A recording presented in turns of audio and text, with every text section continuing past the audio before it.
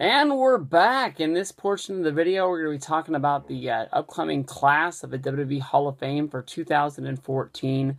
Honestly, it has not been really completed. You know, WWE likes to put 7 people in each year, and we only have 6 of the big names. But I mean, this year you have your definitely like your headliner in the Ultimate Warrior. You have your past deceased wrestler in Paul Bearer. You have your celebrity person in Mr. T. You have your women's wrestler in Lita.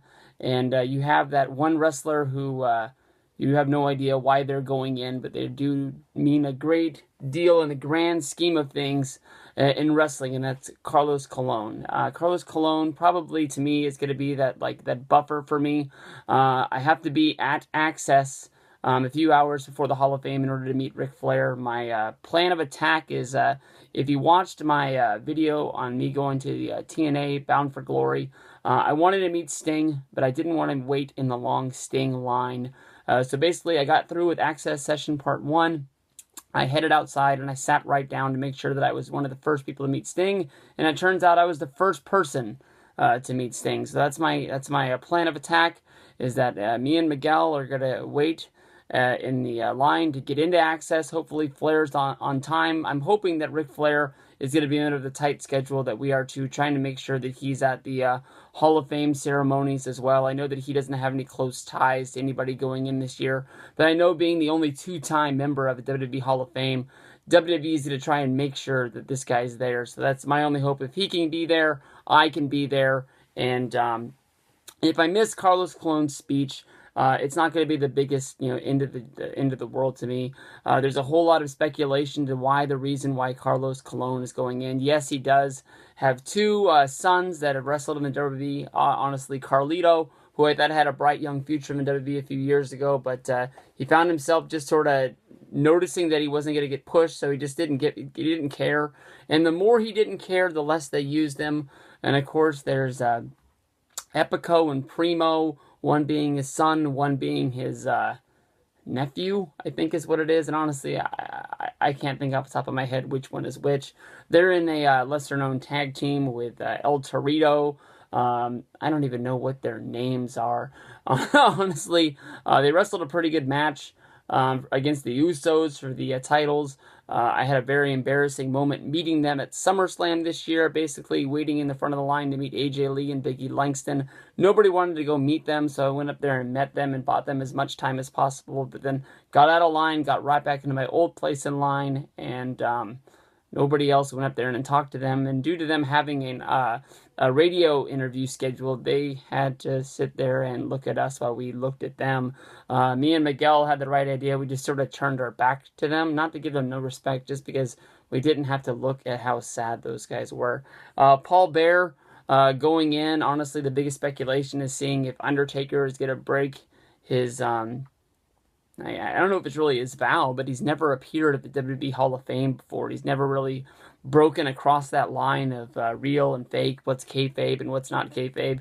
Yes, we all know that you're not a dead man, Undertaker. We all watched you ride around on a motorcycle back in the 2000s, kicking ass. It's not going to kill you to go out there and show you some respect to the man Paul Bearer. We all know that he has respect. I'm not sure if these are the tights that he's just wearing on Raw, or if these are the tights that he's going to be wearing at WrestleMania, but they do have "Rest in Peace, Paul Bearer" on the side of his tights. I would love to see what Undertaker does if he does do a Hall of Fame speech for Paul Bearer. But Paul Bearer has a huge, long career that spans farther than WWE. If you go back and watch any of his shoot interviews, he goes into talking, being a manager in different territories, and of course, in real life, him being a real master of ceremonies, that Paul Bearer himself. Putting the embalming fluids into bodies and everything like that. Kind of crazy that he would be getting a gimmick based off something that he can do in real life. Mr. T going in, I pity the fool. Of course, he is a big star. In the 80s, he's not as big a star as he once was. I know he had bad feelings that he didn't go in the WWE Hall of Fame before Pete Rose did. If you go back and look at all the good sort of publicity that WWE got. Everybody got a good laugh. It was on a lot of news channels when Paul Bearer won the WWE Hall of Fame before he went into the Baseball Hall of Fame. Of course, being one of the all-time hits leaders in Major League Baseball and not getting to be able to go in because he bet on baseball.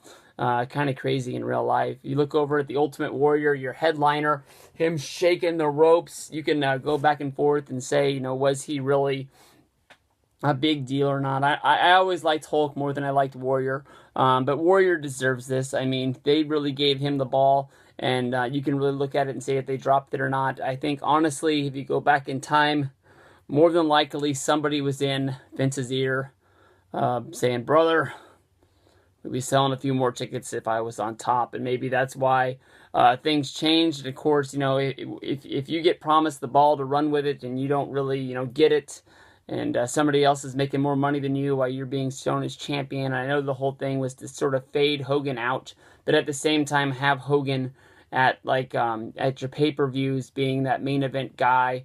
Of course, you can look at like Wrestlemania being built around him when he wrestled. Well, I guess he wasn't Psycho Sid at the time, but just Sid Justice or Sid Vicious, you know, and the championship match going on so much earlier. Then he was sort of put in like this Legends role where it was just bigger than anything. It was bigger than the belt. Almost like what Undertaker is at WrestleMania now, going out there in order to fight with the streak. I know that people are saying that maybe Warrior hit the ring during the Andre the Giant Battle Royal, shake the ropes, get a few eliminations. I honestly don't think that's going to happen. I don't think that that's going to be the pre-show anymore. No doubt in my mind they're not going to have a WWE Hall of Famer unless he's a past guy like Bob Backlund hit the ring.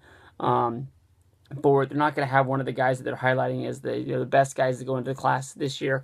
Put the face paint on, run in there, hit the ropes a few times, and then run back, put his suit on, come out there and wave at the crowd. My only thing is wondering if he's going to put the face paint on when he comes out there and wave to the fans. Someday there's going to be a day when Demolition goes in, and there's no doubt in my mind that Demolition will put the paint on to wave at everybody. And then, of course, you got to be wondering, like, when the hell is Sting going to be going in? Are they really going to build WrestleMania 30 run around Sting?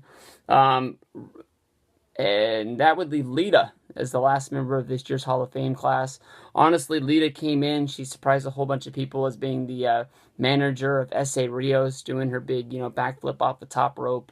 And then, of course, getting out of that feud and getting into the Hardys with Team Extreme and then blowing up as much as could be.